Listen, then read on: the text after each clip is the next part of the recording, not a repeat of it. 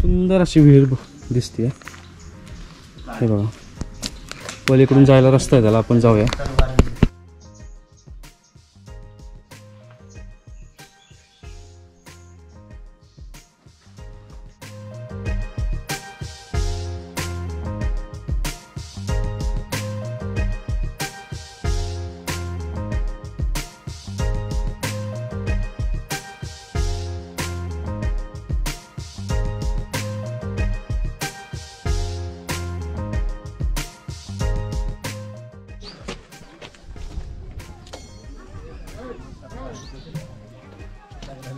सुप्रभात मित्रांनो, स्वागत आहे तुमचं आपल्या मराठमाळा यूट्यूब चॅनलवर. आपण आहोत नाशिक प्रांतात आणि अशक्य सुंदर सह्याद्रीत असलेला एक रत्न धोडप किल्ला आपण आज एक्सप्लोर करणार आहोत. तर धोडप किल्ला हा नाशिकपासून सुमारे 65 किलोमीटर अंतरावर आहे आणि जवळच्या कळवण ठिकाणापासून तो आहे 20 किलोमीटरवर. तर हा किल्ल्याचा विस्तार आहे. किल्ला पूर्णपणे क्लाउड्समध्ये झाकलेला आहे. तर आपण आज धोडप एक्सप्लोर करूया. चला.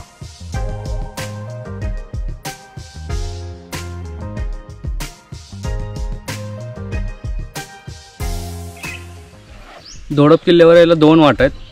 एक तर हट्टी गावातून आला तर बऱ्यापैकी पायऱ्यांचा रोड आहे आणि दुसरं म्हणजे हनुमंतपाडा या गावातून. आम्ही आत्ता आलो आहे ते हनुमंतपाडा गावातून आलो आहे आणि बऱ्यापैकी अशी सरळ चढाई आहे आणि हा डोंगर पार करून मग आपल्याला किल्ल्याचा भाग चालू होतो. तिथून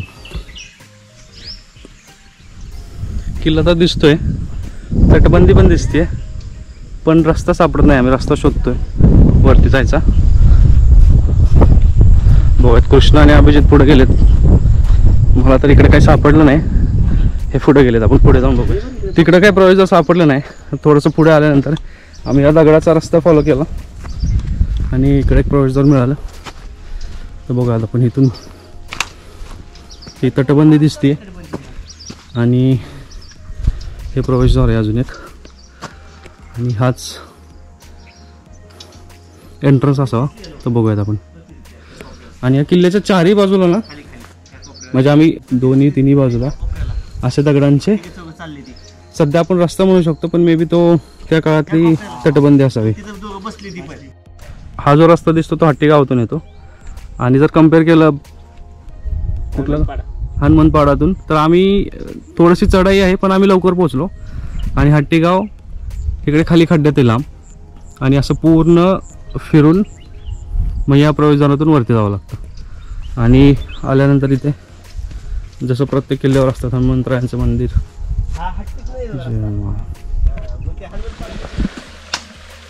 खूप भारी असं प्रवेशद्वार दिसलंय.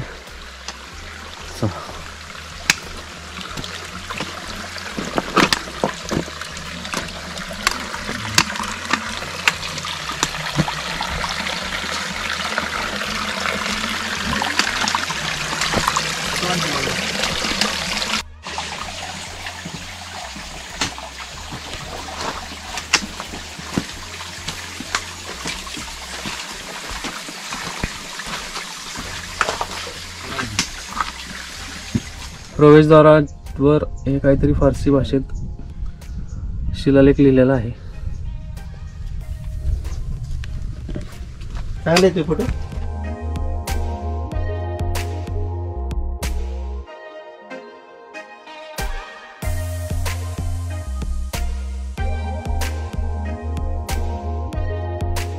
म्हणजे ॲक्च्युअल धोडप किल्ला चालू झाला आहे. इथं नंतर एक सुंदर अशी विहीर दिसते. हे बघा, पलीकडून जायला रस्ता आहे त्याला, आपण जाऊया.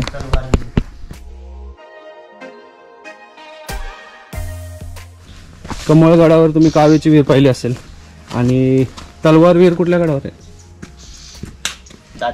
दातेगडावर तलवार विहीर आहे. ही तसेच विहीर आहे. खूप छान रस्ता आहे असं खाली.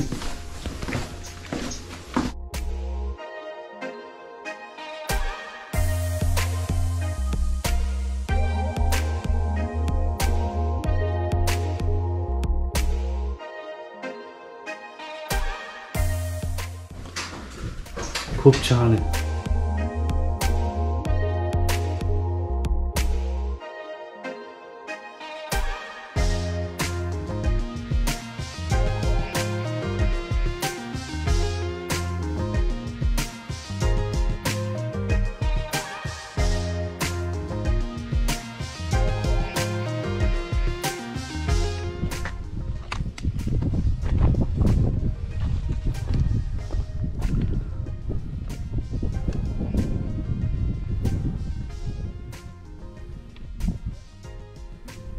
दोडप किल्ला हा यादव, बहुमनी, नंतर मुघल आणि मराठे अशा विविध सत्तांखाली आला होता. आणि या किल्ल्याची रचना बघता, किल्ल्याची रचना तसेच इथे पाण्याची व्यवस्था आणि आजूबाजूच्या परिसरातील शेती या सर्व कारणांमुळे छत्रपती शिवरायांनी नाशिक प्रांतातील बरेचसे किल्ले घेतल्यानंतर हाही किल्ला स्वराज्यात घेतला. आणि या किल्ल्याची रचना आणि आजूबाजूच्या परिसरातील शेती यांच्यामुळे हे मराठ्यांच्या काळात म्हणजे शिवकाळात हे लष्करी ठाणं म्हणून वापरलं जाऊ लागलं.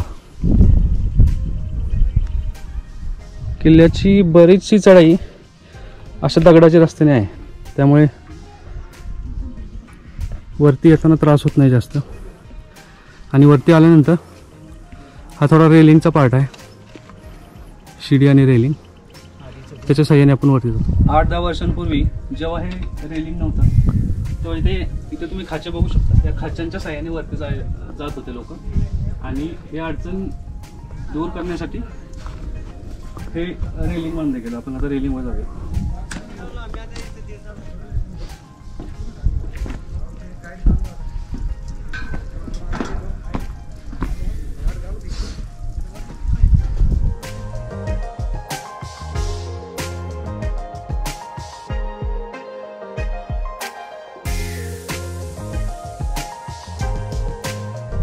प्रवेशद्वारातून वरती आल्यावर हे बघा, इथून प्रवेशद्वारातून वरती आला ना, जो उजव्या बाजूचा रस्ता तो गडावर जातो आणि डाव्या बाजूला जे हे रेलिंग दिसते ते ना रावळ्या जावळ्या म्हणून रावळ्या जावळ्याकडे जातात.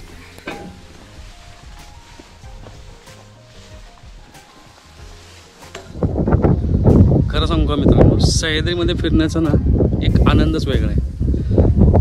माझं तर म्हणणं आहे, मी तर म्हणेन की रोजच्या धकाधकीच्या जीवनातून थोडा वेळ काढा आणि सह्याद्रीमध्ये या आणि हा अखंड सुंदर सह्याद्री अनुभवा.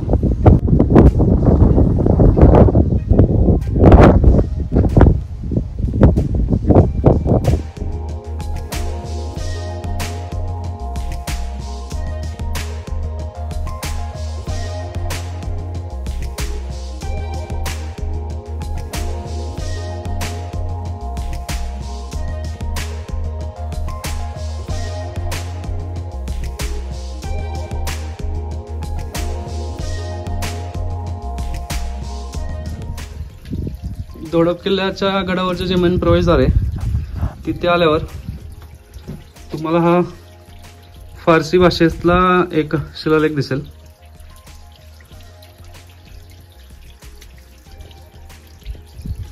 आणि हे मेन प्रवेशद्वार आहे पुढे.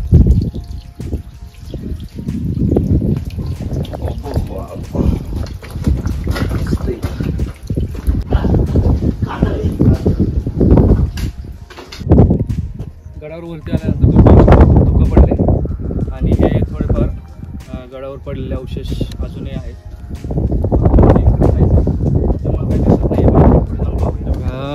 रेलिंग आणि या दगडाचा रोड फॉलो करत गेलं की गडाच्या दिशेने जातो. हे पूर्ण कातळ पूर्ण धुक्यामध्ये हरवले. कसं दिसतंय बघा.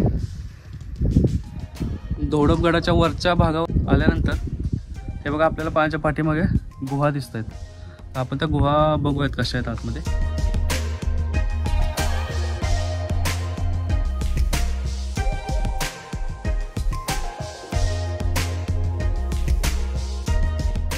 हे अशा गुहा सदृश्य भाग आहे आणि खूप धुकं आहे.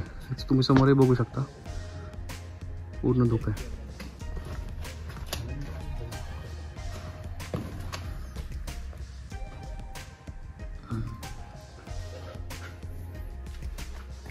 गडावर वरती आल्यावर भवानी मातेचं मंदिर आहे, गुहेमध्येच आहे ते पण. हे बघू शकता तुम्ही. खूप छान असं मंदिर आणि खूप छान अशी मातेची मूर्ती आहे.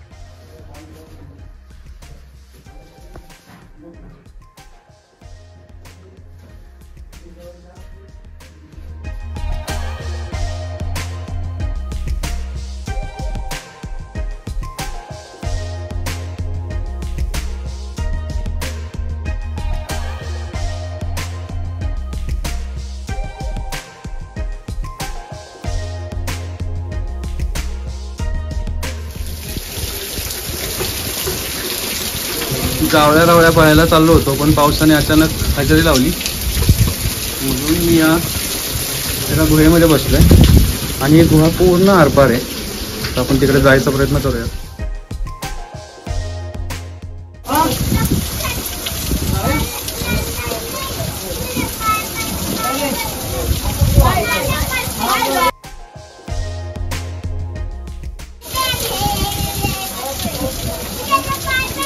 गुहेत बसलो आणि खूप पाऊस येतोय आणि समोरचं वातावरण बघा.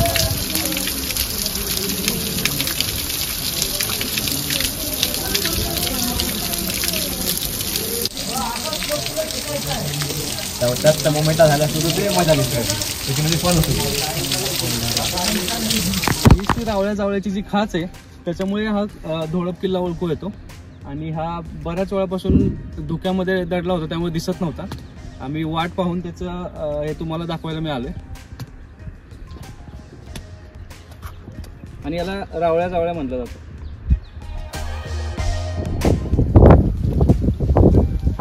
किल्ला आता एक्सप्लोर करून झालाय, आता परतीचा प्रवास चालू करतोय. आणि आपली नाशिक मोहीम आणि नाशिक मोहिमेतला शेवटचा धोळप किल्ला याचा प्रवास आपण इथेच थांबवतोय. परत भेटूया पुढच्या ब्लॉगमध्ये. तोपर्यंत जय शिवराय.